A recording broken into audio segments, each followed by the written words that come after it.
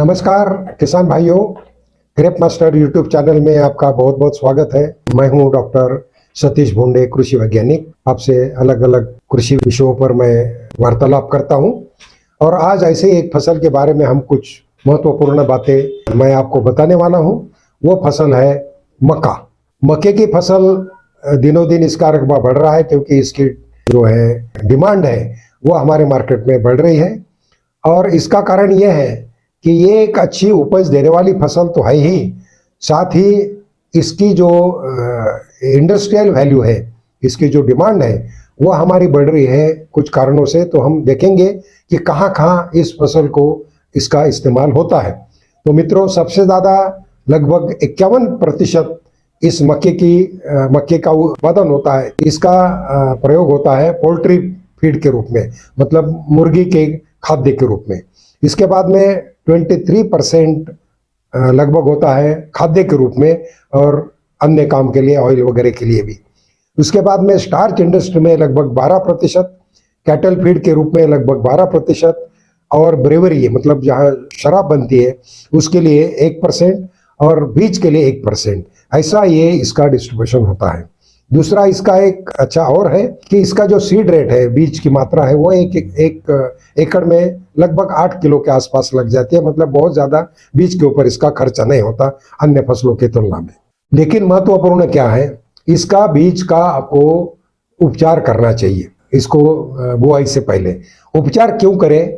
क्योंकि इसके अंकुरण के साथ साथ इसकी शुरू की बढ़वार अच्छी हो, जिससे बढ़वार अच्छी होने से इसकी जड़ें अच्छी बनेंगी, और जड़ें अच्छी बनेंगी तो जो आप खाद वगैरह देते हो या जमीन में जो न्यूट्रिएंट्स उपलब्ध होते हैं, इसका अच्छा प्रयोग ये फसल कर सके और फसल की उपज ये बढ़ सके।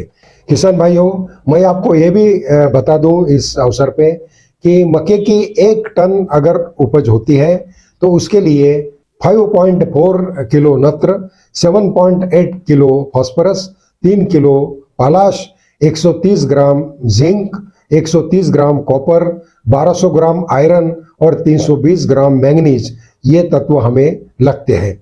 इसका मतलब ये हुआ किसान भाइयों कि इस फसल की फास्फोरस की ज़रूरत ज़्यादा है और उसी तरह से आयरन की ज़रूरत भी ज़्यादा है। तो हमें ध्यान देना चाहिए कि जो भी हम खाद देते हैं उसमें फास्फोरस की मात्रा भी अच्छी हो और आयरन की मात्रा भी अच्छी हो, साथ ही साथ जिंक और अन्य जो सूक्ष्म तत्व है वो भी हमें देना जरूरी है, जिससे इस फसल की उपज बढ़ सके। बहुत सारे किसान भाई इसका ध्यान नहीं रखते हैं और फिर उनकी गुणवत्ता और फसल ये इतनी अच्छी नहीं आती है। दूसरा एक मैं ये भी बता दूं, पिछले कुछ साल से हम देख रहे हैं कि इसमें एक कीड़ा बहुत ज़्यादा प्रकोप कर रहा है, जिसको कहते हैं फॉल आर्मी वार्म या लश्करी इल्ली। तो इसका प्रकोप ये बढ़ रहा है दिनों दिन, क्योंकि ये फसल इसके लिए बड़ी महत्वपूर्ण है और हमें ये चाहिए कि इसके लिए जो ट्रैप्स उपलब्ध है, फेरोमोन ट्रैप्स, कामगंध जो ट्रैप्स है, उसको हमें शुरू से ही लगाना चाहिए फसल में। मतलब ये रहा ना देखें हम कि कीड़े आएंगे और बाद में नुकसान करेंगे, उससे कोई लाभ नहीं होगा। क्योंकि इसके वयस्क अगर हम इसमें फेरोमोन ट्रैप्स में पकड़ लेते हैं तो ये आगे की पीढ़ी उसकी नहीं बन सकती और हमारा नुकसान टल जाता है। साथ ही साथ ये भी रखें कि फसल निकालने के बाद भी 1 या 2 ट्रैप्स आप अपने खेत में या खेत के आजू बाजू में रखे रहें। खास करके जहाँ बबूल के पेड़ होते हैं उसके आसपास इसको आप रखिए, तो जिससे आपको पता लगेगा कि यदि इन कीड़ों के वहाँ पे उपलब्धि है तो ये इसमें अटक जाएंगे। उसके बाद में इसमें जो एक और महत्वपूर्ण समस्या आती है वो है खरपतवार की। खरपतवार से मक्का फसल में बहुत ज़्यादा नुकसान होता है। इसके कुछ आंकड़े भी हमारे पास उपलब्ध है अन्य अन्य फसलों के। तो उससे देखा गया है कि खरपतवार का अगर हमने प्रबंध नहीं किया तो काफ़ी हद तक ये फसल को नुकसान पहुंचाता है। अन्न तो लेता ही है, लेकिन साथ साथ में इसकी उपज कम करता है, साथ में इसके कीड़े और बीमारी में कुछ बढ़ोतरी हो सकते हैं।